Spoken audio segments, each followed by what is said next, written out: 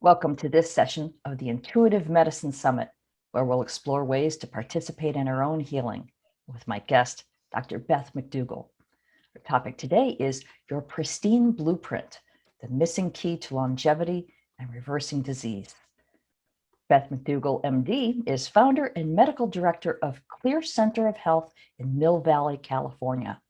Long known as a medical detective, Dr. McDougall excels at unraveling complex, multifactorial conditions and specializes in helping patients with chronic illness and neurodegenerative diseases.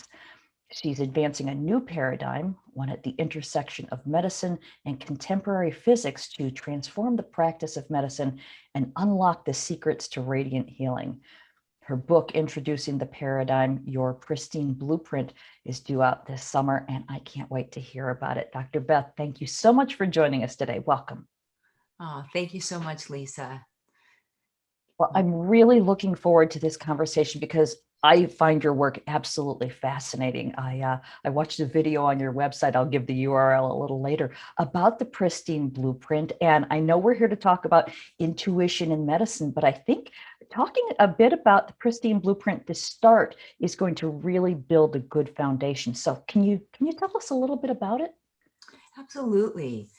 Yeah, I'm an internist by training, but for the last 10 years or so, I've been diving deeply into physics and biophysics because I've just wanted to start thinking outside of the box, to help people resolve complex health challenges. And it felt to me the answers were there.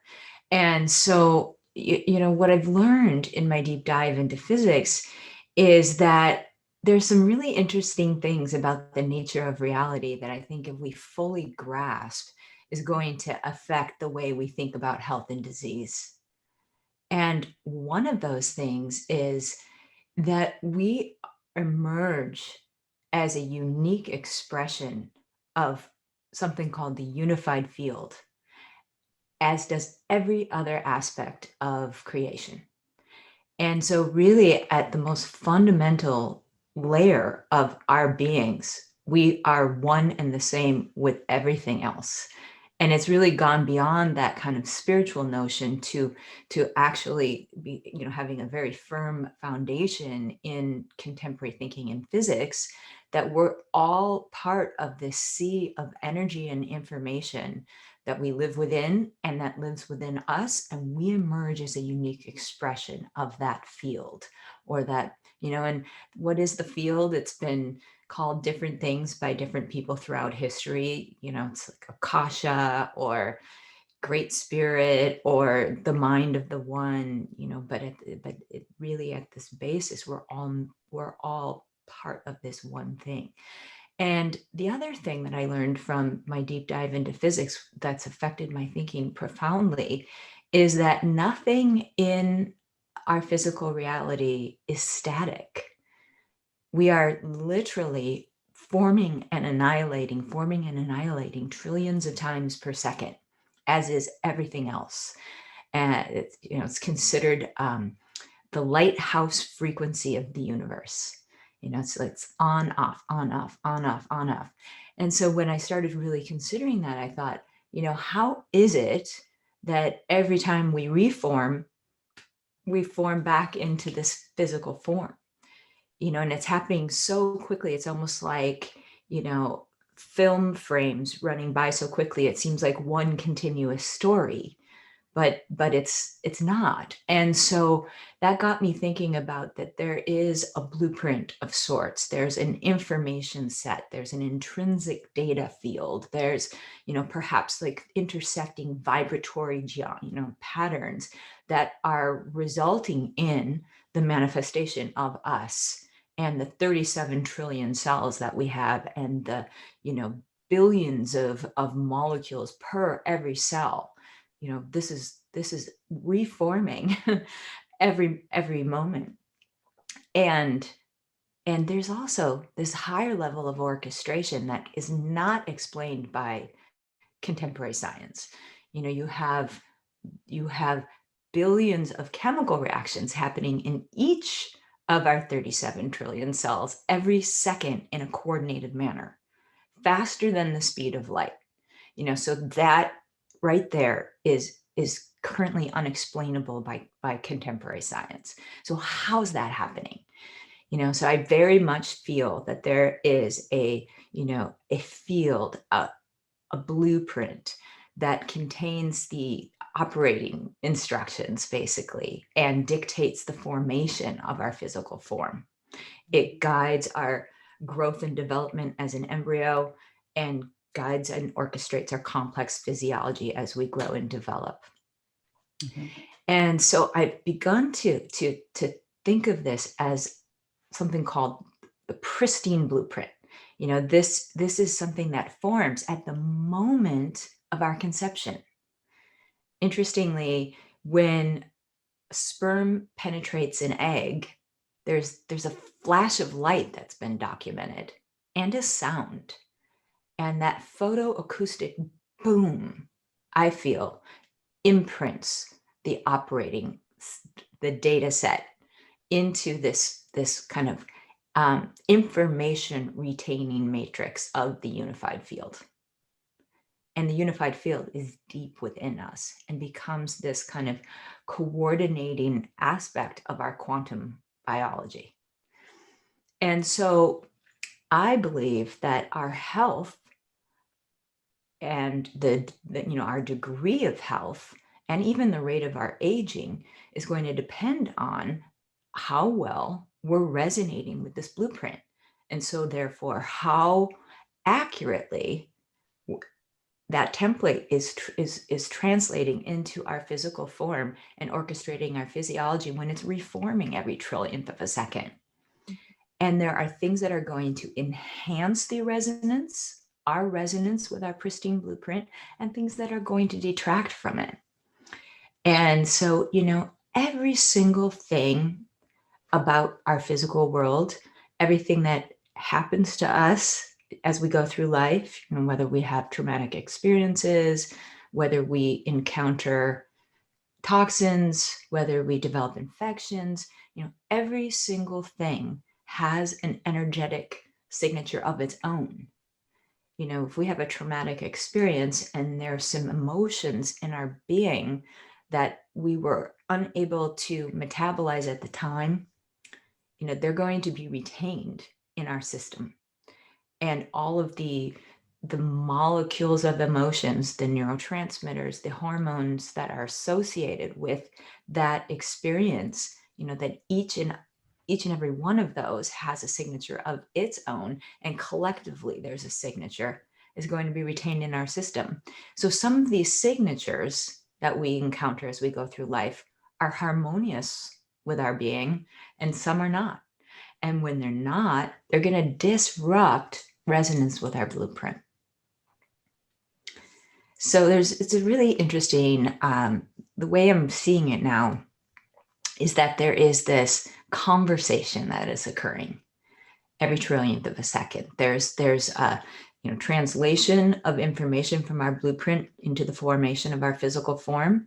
And then there is a communication back. And so we're communicating back what's happening to us.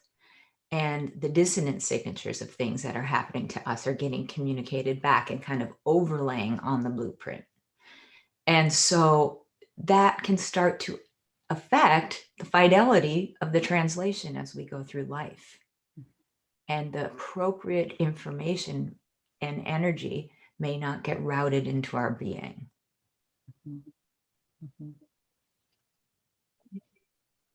Oh, so many different directions I could go with this.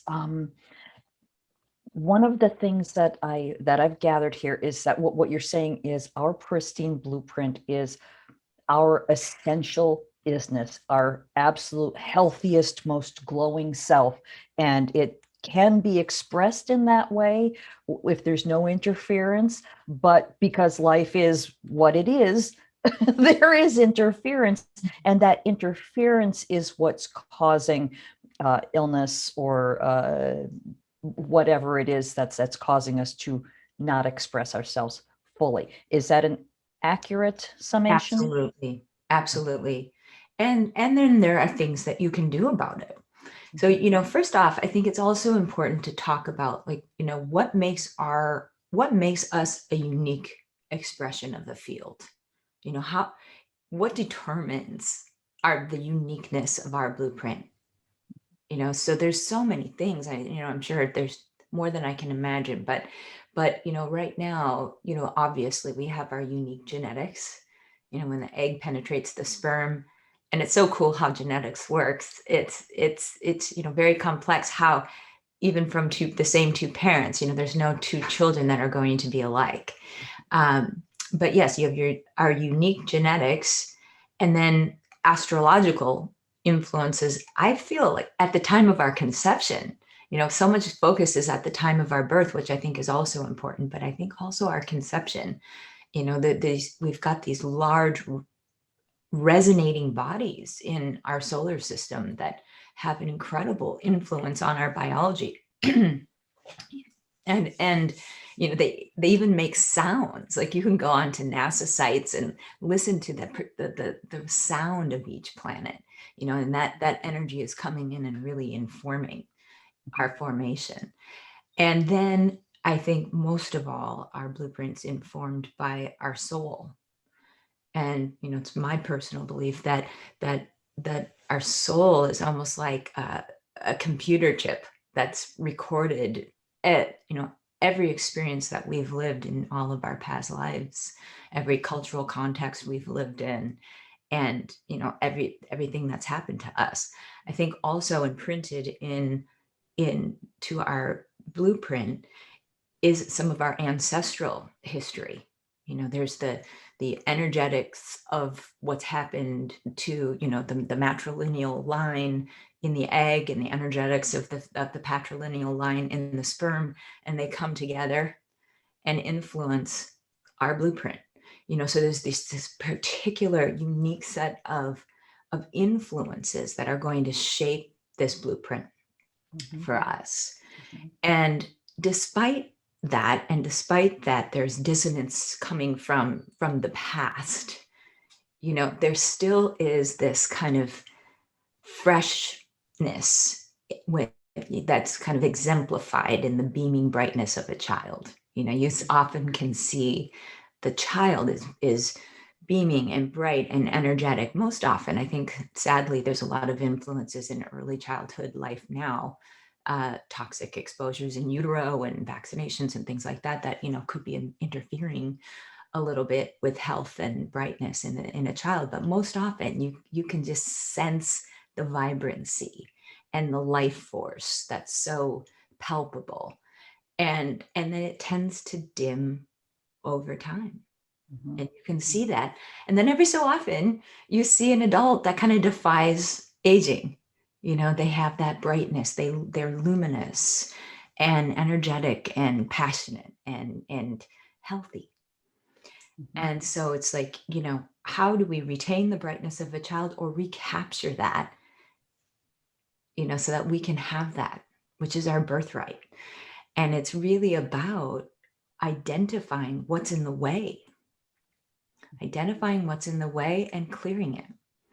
So what I've come to believe is that, if our health depends on how well we're resonating with our blueprint in the field, which is truly at the most fundamental quantum level of our being, and there are things that enhance that resonance, and there's things that support it, and then there are things that take away. We need to take that dissonance and either transmute it or remove it, so that we can restore the resonance. Right. So again, let me just search for clarity here before we move on. So what you're talking about, like the moment of conception, is almost like a big bang, but only on a microcosm level. So that's what creates our blueprint. That's our individual isness with all that has come before us to create this individual.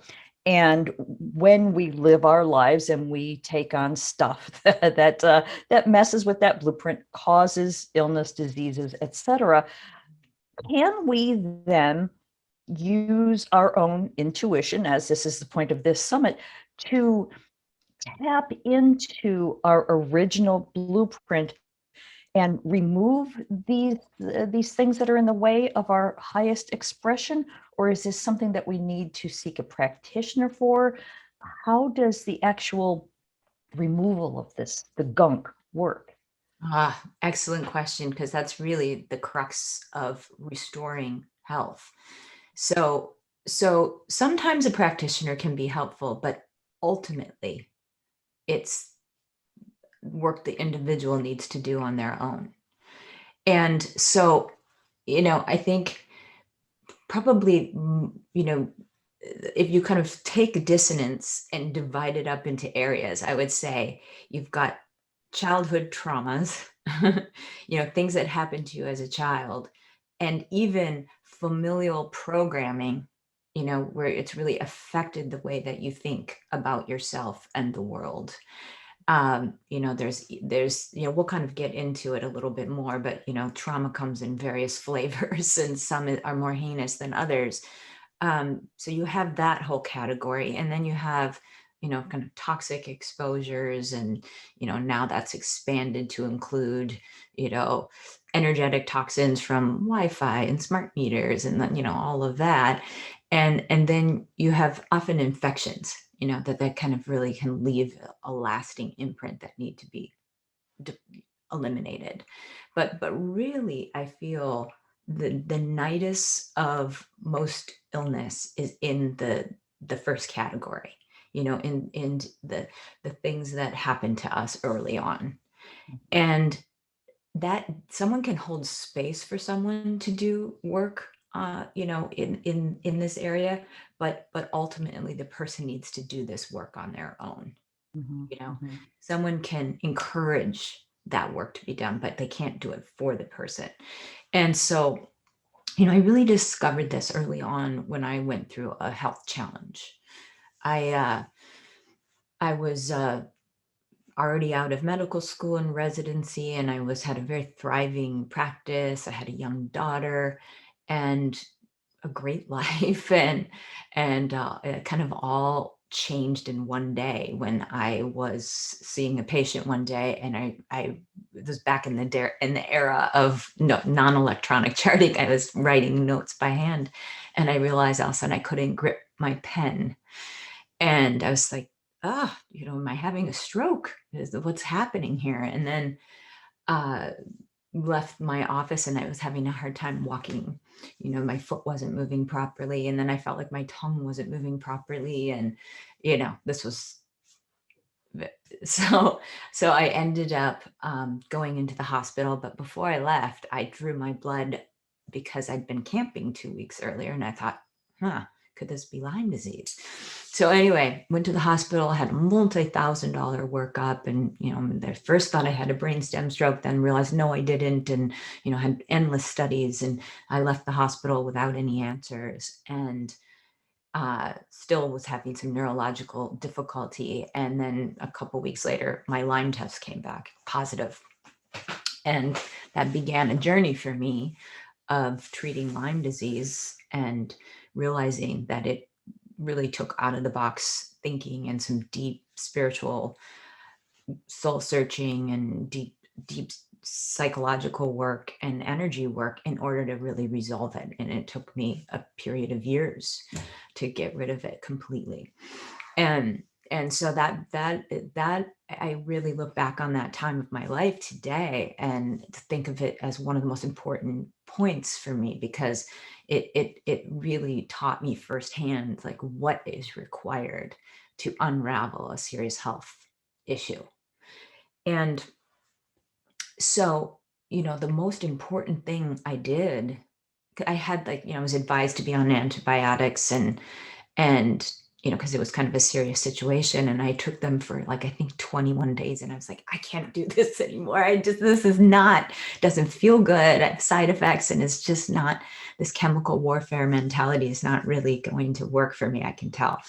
And so I just went into a deep meditation practice and worked with some energy healers and really started to excavate some dissonance that was left over from my childhood experiences, and realized that we really encode our biography in our biology. Mhm. And I'd heard that before, but I could just see how that was so incredibly true for me, and how that the infection in my body would go to areas where there wasn't good energy flow and there was stagnant energy. For example, I think we all have a tendency to kind of to hold emotions in our posture, so that we have these emotional holding patterns that kind of get encoded in our cells, in the way we hold ourselves. Some people have the head forward posture, other people, are kind of hunched forward, whatever it is, but there's kind of an underlying emotional vibration associated with that, which is because of this underlying, unresolved energies from something that's probably happened to us, or the way we've been taught to feel about ourselves. And and so, and that just gets locked into the muscles, and in the fascia kind of sclerosis around those muscles, and it just really starts to encode in the posture. And and when someone has an infection like Lyme disease, it goes to those stagnant areas, and you're not going to resolve it fully unless you kind of deal with the underlying stagnicity and stuck stuff. So what I ended up doing was just spending so much time in meditation, and but in a very much body-centered meditation, and exploring my energetic anatomy, and really becoming aware of what was me and what wasn't me. What was my true essence and what was a foreign addition. And then learning how to ground off whatever wasn't me, just to kind of sit with it first, really learn its origin, learn what it had to teach me, and then, decide if it was some programming of sorts, really critically evaluate it. Is that really what I believe? Is that really what I want to believe about myself? Or something like that. And then, kind of like choose to keep or discard. So that no one can do that work for you. No one can do that. But that is work that can be done, and there can be some guidance about just kind of like a way to approach that type of work. At a certain point, I went and did some training at the Academy of Intuition Medicine in Sausalito, California, and spent a couple years in a program of intuitive. It's called the Academy of Intuition Medicine. But for me, it was really about just exploring my own energetic terrain and really clearing out what was no longer serving me. And doing that allowed for full resolution of my infection. That's, I think, the most fascinating stories, because people who I know with Lyme disease, they can't shake it. This is something that really brings people down to the knees in many occasions. So if you don't mind, and I don't even know if you can answer this, but did you find in your exploration that maybe like Lyme disease has a personality, so to speak? What are the messages that you got from exploring Lyme disease that might help other people who are dealing with the same thing? Yeah. Thanks for asking that, because I really came to believe that Lyme disease, it's you can almost it's a bacteria, obviously, but it's anything that the kind of infects your body and weakens you in some way. We'll kind of lump that all together as parasites. It's a parasite. It's parasitizing on your energetic field, on your physical field, on your life force and vitality.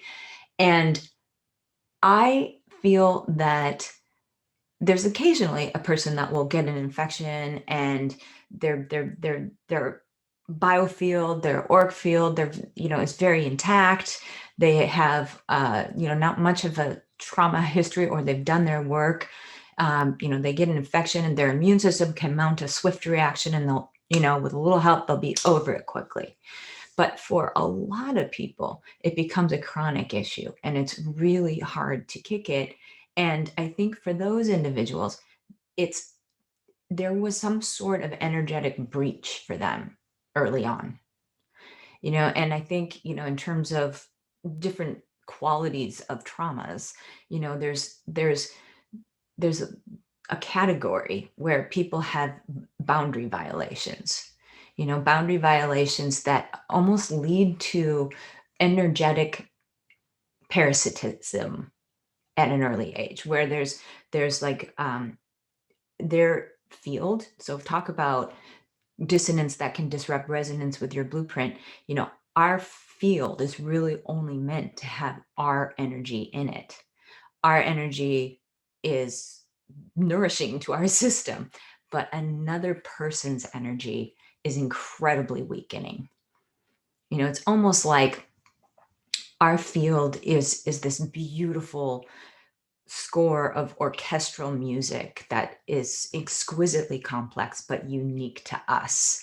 And then all of a sudden, if someone else's energy enters our system, it's like the string section playing a different score of music. It just creates like incredible dissonance in the system, which is weakening to our unique sound.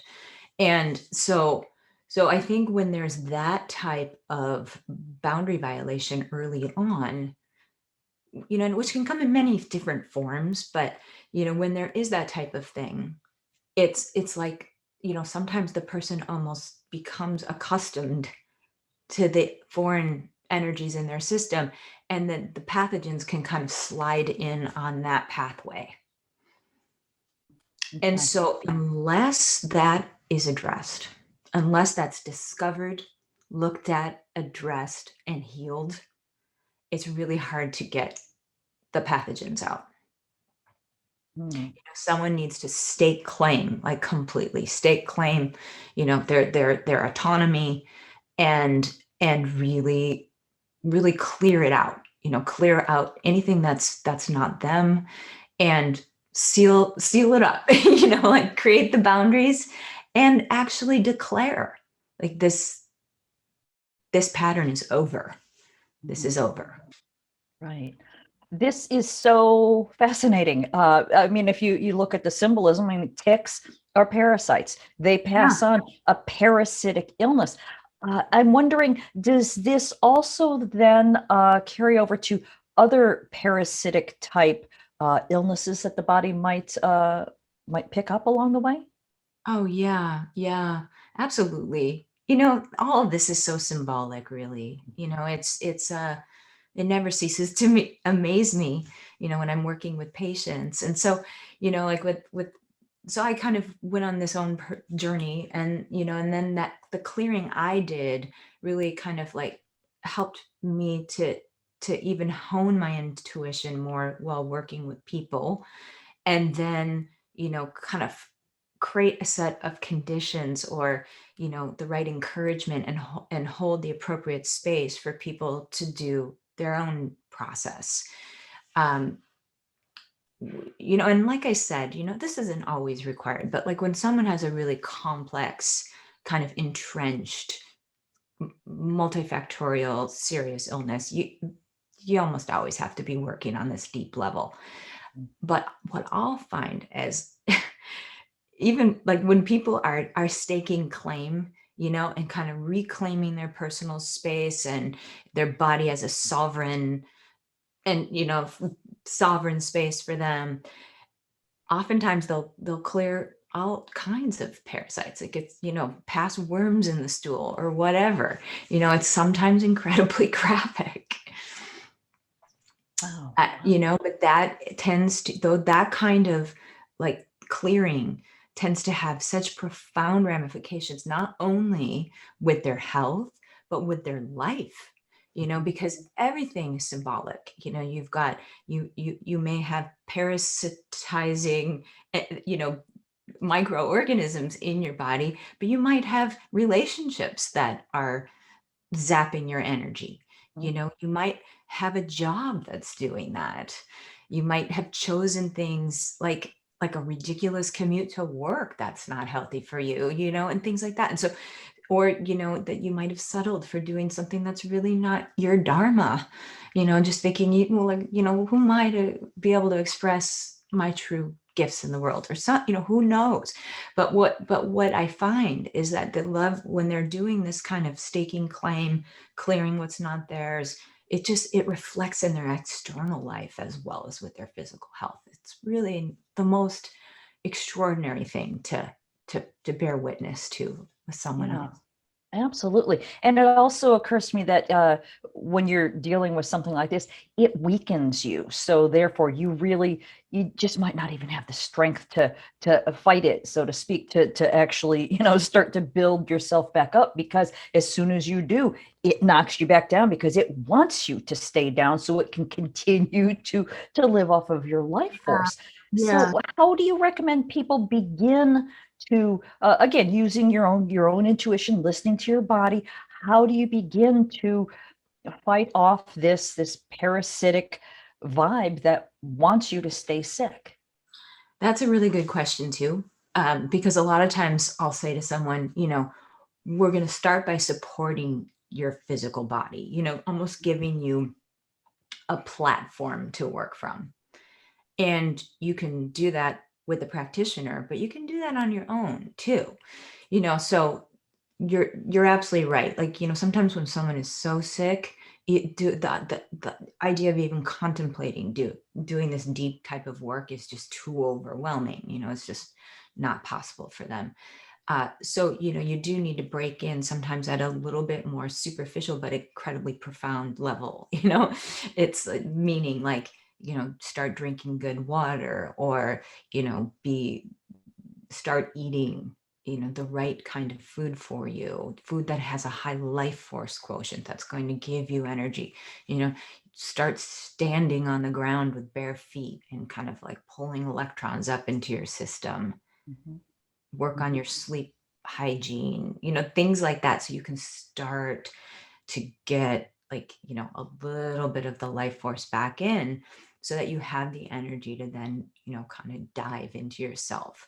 And I also do a lot of support, with the endocrine system, like look at someone's hormones and see if they have adrenal depletion. That's a nice place to break in, is kind of give them some supportive herbs or supplements and things, so that they kind of have a little bit of a platform to get started. Right, right. So baby steps initially until you have the strength to do more Mhm. powerful work. Yeah, but being, even just becoming aware that there is an underlying Mhm. issue that's in their power to address, that could have, profound ramifications with their physical health, I think is really empowering. It's almost like this, instead of, this is happening to me and there's nothing I can do about it, I got to find the right person in my outside world to kind of fix me. You're really taking the power back and saying, like, no, this is it, it's in my power to do the clearing work that's required to really unravel this. Mhm. Right.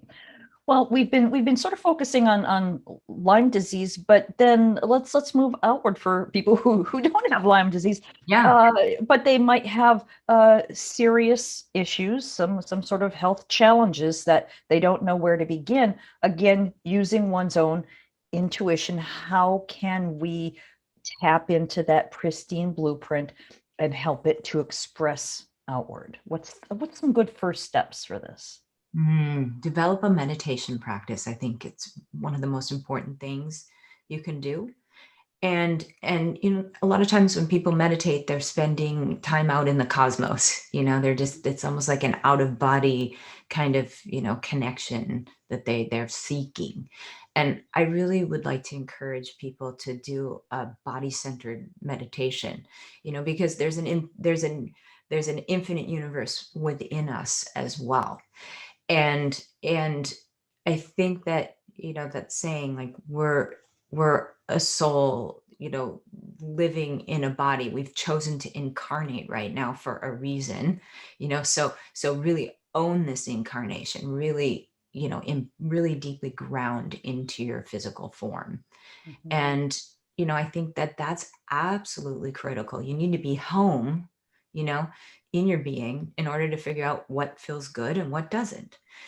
So developing a practice where you're grounding every day, energetically, and you can just take imagining, the bulk of your energetic field grounding down into your physical form, rooting deeply into the earth, expanding out beyond the body, about 10 feet diameter, like you're this luminous egg, but you're equally distributed above and below your physical form. That allows you to fully inhabit the body.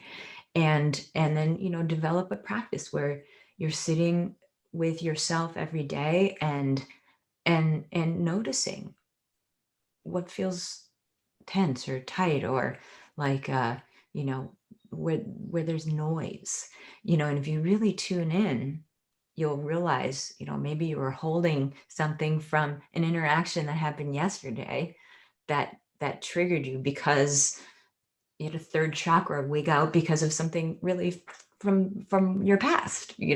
So if you can sit with that, and just tune in, and give it some time to communicate to you, then oftentimes it quiets down, and it clears. And if you get to where you do this often enough, you can start doing it in real time, instead of like a day later realizing you were holding tension from something happened yesterday. You're going to be clearing it more like in the moment.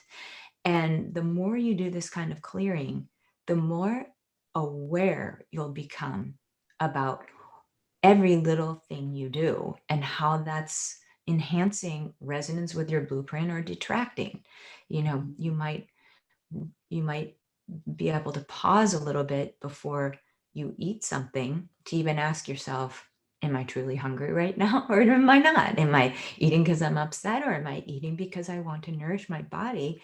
And then you could ask yourself, does my food look life giving? Does it have a high life force quotient? Is it full of nutrients? Is it going to be what my body's really asking for, or not? And so it allows you to make these choices, and then that are more in keeping with what is good for you, and will enhance resonance with your blueprint.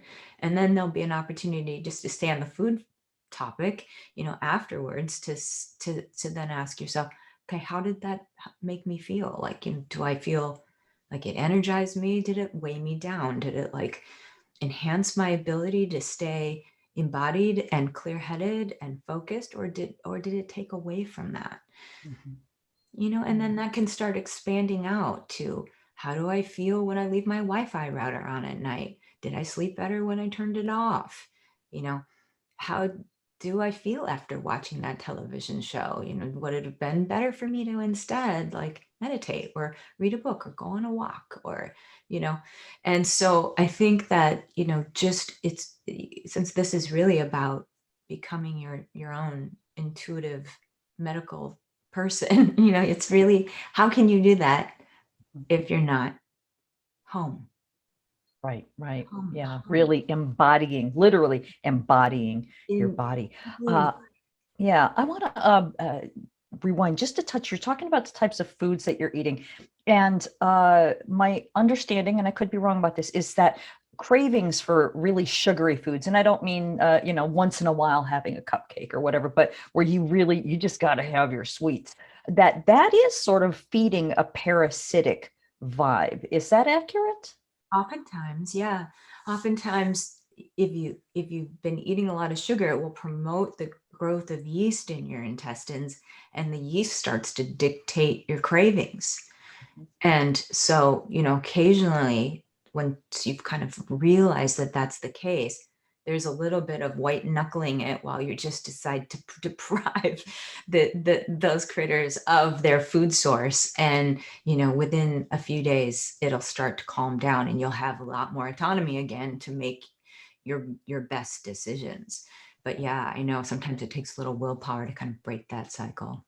Right, right. Mhm. Well, I mentioned earlier that you've got a video on your website that's bethmcdougallmd.com, and McDougall has 2 L's at the end. I really want to recommend that people watch this video because there's this gorgeous visual display of the Pristine Blueprint, where the body's in alignment, but then when there's dissonant energy, how things sort of get knocked off kilter. So again, I really recommend watching that, bethmcdougallmd.com. We're running low on time. I hate when this happens. There's so much left for us to talk about. What in particular do you think you want to make sure that we touch on before we wrap? Just want people to leave with a couple points, that we are so much more than we thought we were.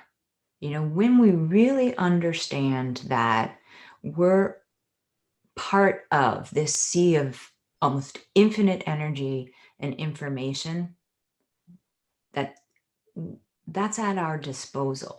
That's at our disposal. And so we have the ability to extract energy and information from the sea, and all we need to do is transmute or clear what's in the way.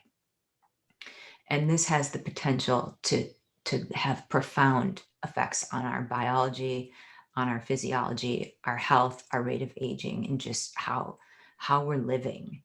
Mhm. And the other thing I want people to leave with is this is in their control. This is in their control. I mean, there's a lot of things that we're exposed to, that seem like they're out of our control. But I think that, once we're really clear, once we've done the work to clear out, what's influencing how we feel, what we feel we deserve, and kind of influencing the choices that we make in our lives, the people we decide to associate with, the work we decide to do, every single choice, from the products we put on our face to, the products we clean our house with, to you name it, we can come to a place where we are making those choices from an alignment with our inner self and from a place of greater self-love. Mhm. All right. Well, that was beautifully stated, and so much really fascinating information that you've shared today. I want to thank you, Dr. Beth, for being with us today. This has really been an enlightening conversation. Thank you for your time. Oh, you're so welcome, Lisa. It was my pleasure. Oh, mine as well. And I want to remind everyone, I've been talking with Dr. Beth McDougall, and I want to thank everyone for joining us. I hope you enjoyed this conversation in the Intuitive Medicine Summit.